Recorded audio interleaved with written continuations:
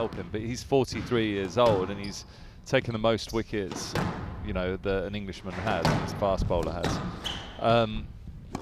But he just looks just as sprightly as he did when he was younger. And I just think if you're looking after yourself and you've still got that hunger to train, to perform, to play, then why not?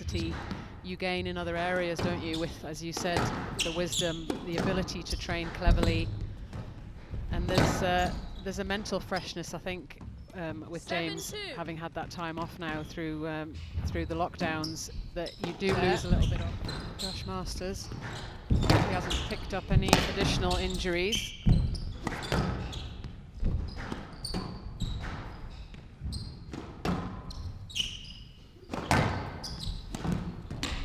Yeah, it's a great shot. Nice preparation and hold, and then gets the ball round really quickly here, Masters. He is a clean striker, and that's what he does well. When they know how severe this court is. When it, that's absolutely rolled. Willstrop's flatlined it, and he's just looked at the racket and then strolling off the court. Looks surprised, didn't he? Normally you blame your racket when it's a miss hit, not when you roll the ball. Group of you've got players like Masters who's been injured, who's been up at 50 and then dropped back down. And then you've got the players that are just in that sort of cut-off where they're not getting the tournaments as well. And it really is difficult, isn't it, in terms of, you know, mentally trying to deal with that, also trying to keep progressing and keep sharp, and then trying to actually survive financially as well. Yeah, it's really tough. You know, everyone has different circumstances, certainly in terms of their finances, whether they're able to get some help. And you know, where they're based has made a massive difference. Whether you've been able to get on court or not, it's about making the most of it. And I think it's so worth sort of those sacrifices to make that happen if possible. I mean, obviously, everyone's safety is paramount, and that's the main concern for everyone. But while it can happen and you can get everything in place, it's important for these players. Well, hopefully things will start to look up soon, and we'll have a few more tournaments for these players to play.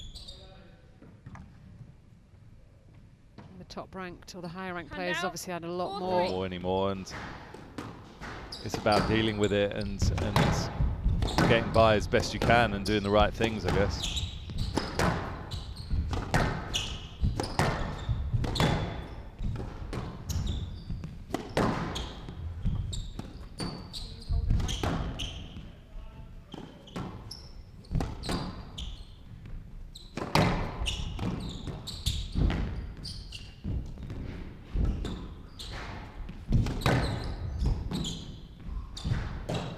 Well, it's unlucky from Masters. Probably the wrong shot, because Willstrop was already there and the space was actually on the cross court.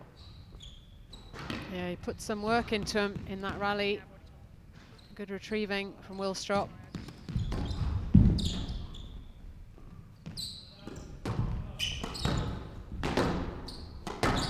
Oh, it's gone slightly random.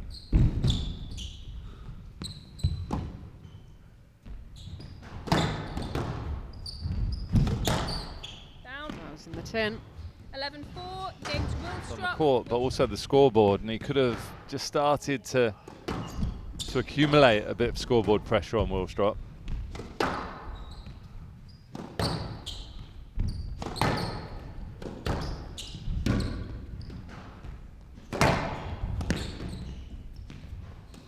He's got such a threat when he approaches the ball, Willstrop. He comes in with quite an early racket preparation.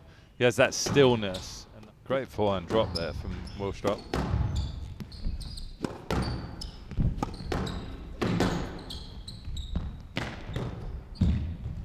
That was quite good as well. Hand out, 4-8. 6 match balls to Willstrop.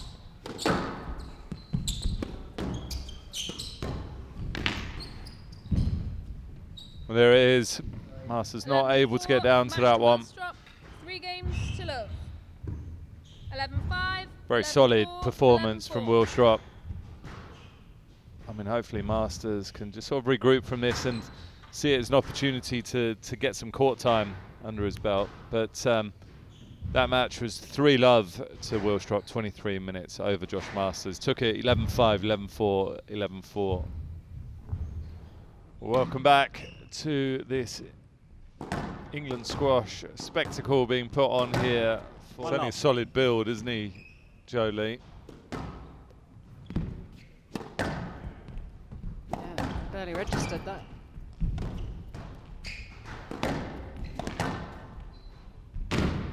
Yeah, perfect length from Lee. 2-love.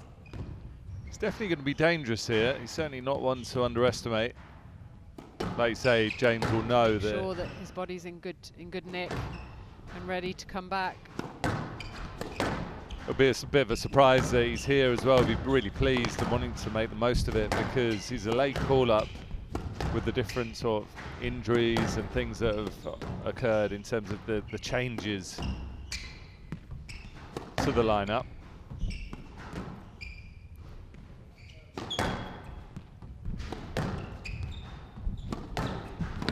You always feel that he's going to be the type of player that will certainly make the most of an opportunity when it does arise. 2-3.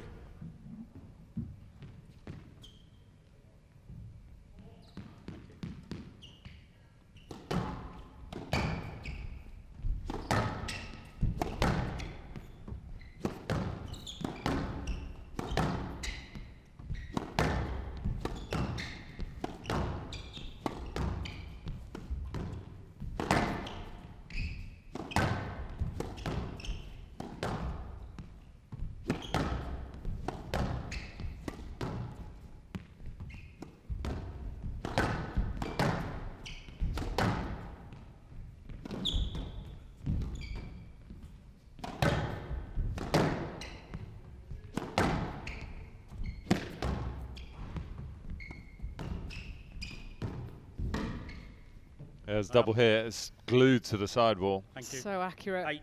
8-5.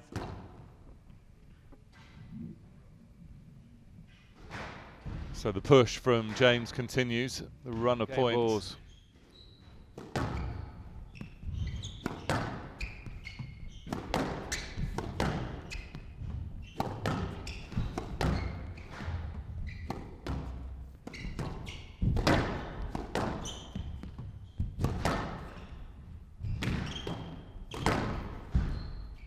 Oh, there you go. Nice finish. 11-8. Well converted by James. Leads.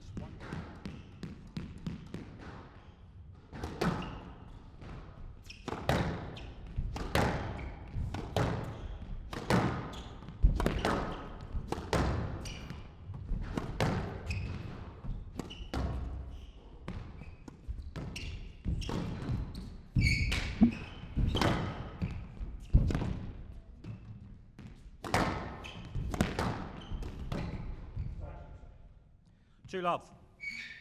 Nicely finished by James. Feel that Lee was just hitting out a bit from not the best position. Those ones where James is stepping up and going through the gears and Joe Lee's just dropping off slightly. And it makes a massive, massive difference. I'm not sure if that was a bit fluky, that shot.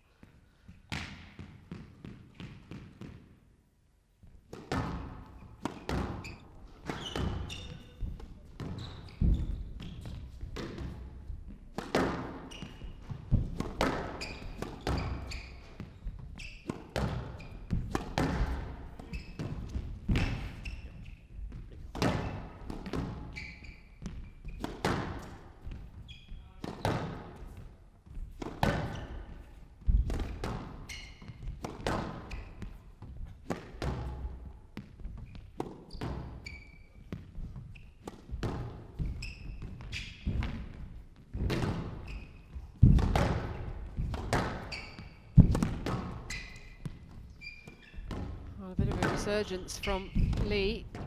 He's left it a bit late in the day, but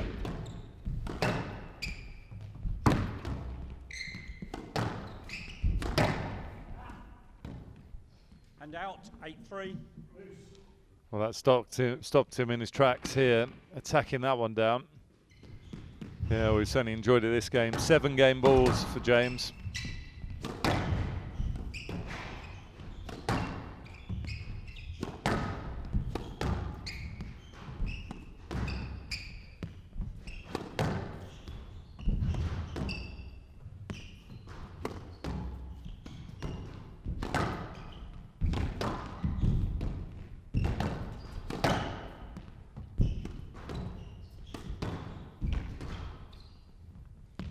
Was just stayed in. Oh, 11-3 game. so James. second game James to leads Declan James. 2 games Impressive to love. stuff.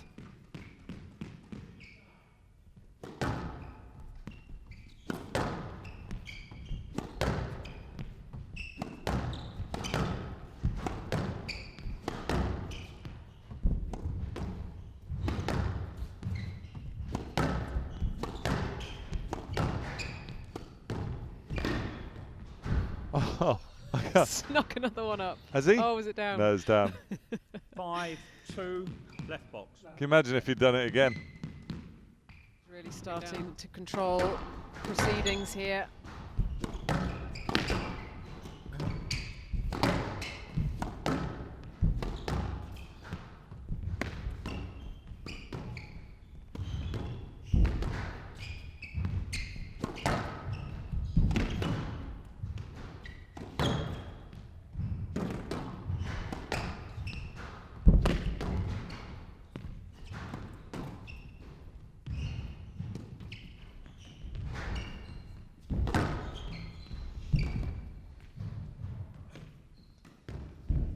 Well, Jolie had the 7-2. position there 2 shots ago and didn't take advantage, and that's been the difference in a lot of these rallies. Oh, what a finish. Thunderous finish 11-3, from James. Match to James, 3 games to love. This is a statement. 11-8. Bang. 11-3. 11-3. Thank you, Lucy. So 41 minutes of that first game, by far the longest. Knocked the stuffing out of Jolie, just took that edge off. James then came through 11-3, 11-3 in the second and third. So 3-love victory for Dec James over Jolie, and can confirm that we have George Parker with a 3-1 win over Tom Walsh, sitting at the top of Group B. James Willstrop, 3-love win over Josh Masters, sitting at the top of Group A. Dec James, who we just saw sitting at the top of Jolie with the 3-love win. Of course, we're still waiting for the result of Tom Richards and Charlie Lee, who are battling it out on the traditional court.